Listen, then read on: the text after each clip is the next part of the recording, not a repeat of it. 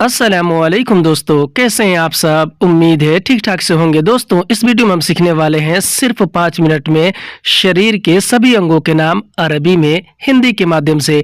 तो वीडियो को पूरा देखिएगा और अगर वीडियो अच्छी लगे तो इसे लाइक करके शेयर ज़रूर कीजिएगा। चलें वीडियो को स्टार्ट करते हैं। तो आज का पहला शब्द है शरीर।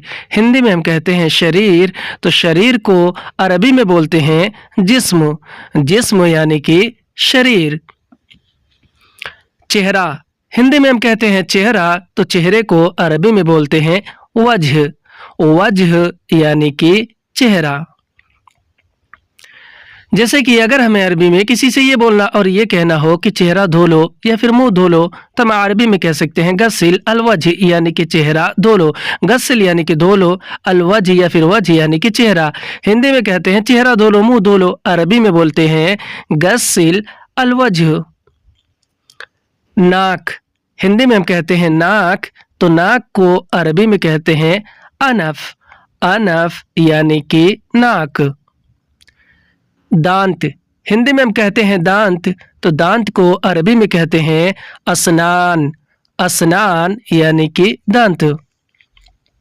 जैसे कि अगर हमें अरबी में किसी को ये बोलना और ये बताना हो कि दांत में दर्द है, तो हम अरबी में बोलेंगे अलम फिल असनान यानी कि दांत में दर्द है। अलम अरबी में दर्द को कहते हैं और फिल असनान यानी कि दांत में। हिंदी में कहते हैं दांत में दर्द है, इसे अरबी में बोलते हैं अलम फिल असनान। आँख। हिंदी में हम कहते हैं आँख, तो आँख को अरबी में कहते हैं आयुन। आयुन यानी कि आँख। होंठ। हिंदी में हम कहते हैं होंठ, तो होंठ को अरबी में कहते हैं शफाइफ। शफाइफ यानी कि होंठ। हाथ। हिंदी में हम कहते हैं हाथ, तो हाथ को अरबी में बोलते हैं यद। यद यानी कि हाथ। जैसे कि अगर हमें अरबी में किसी से ये बोलना और ये कहना हो कि हाथ हटाओ, कहीं से हाथ हटाओ, तो हम अरबी में कहेंगे वखर अलयद यानी कि हाथ हटाओ। वखर यानी कि हटाओ, अलयद यानी कि हाथ। हिंदी में हम कहते हैं कि हाथ हटाओ, इसे अरबी में बोलते हैं वखर अलयद। और अगर हमें अरबी में किसी से इस तरह बोलना और ये बोलना हो कि हाथ हटाओ इधर से या फिर हाथ हटाओ यहाँ से, तो हम अरबी में बोलेंगे वखर अलयद मिन हिना यानी कि हाथ हटाओ इधर से। वखर अलयद यानी कि हाथ हटाओ और मिन हिना यानी कि इधर से।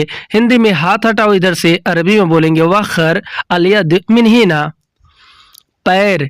हिंदी में हम कहते हैं पैर, तो पैर को अरबिक में बोलते हैं रिजिल।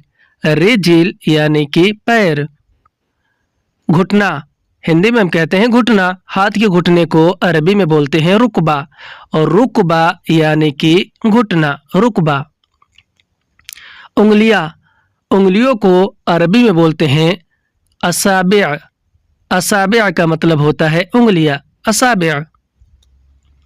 नाखून। हिंदी में हम कहते हैं नाखून, तो नाखून को अरबी में बोलते हैं अजाफिर। अजाफिर यानी कि नाखून। पेट। हिंदी में हम कहते हैं पेट, तो पेट को अरबी में बोलते हैं बतन। बतन यानी कि पेट। जैसे कि अगर हमें अरबी में किसी से ये बोलना और ये बताना हो कि पेट में दर्द है, तो हम अरबी में बोलेंगे अवर फिल बतन, या फिर ये भी कह सकते हैं आलम फिल बतन यानी कि पेट में दर्द है। अवर और आलम का मतलब होता है दर्द, और फिल बतन यानी कि पेट में। पेट में दर्द है, अरबी में बोलेंगे अवर फिल बतन। सर। हिंदी में हम कहते हैं सर, तो सर को अरबी में बोलते हैं रास। रास यानी कि सर, रास।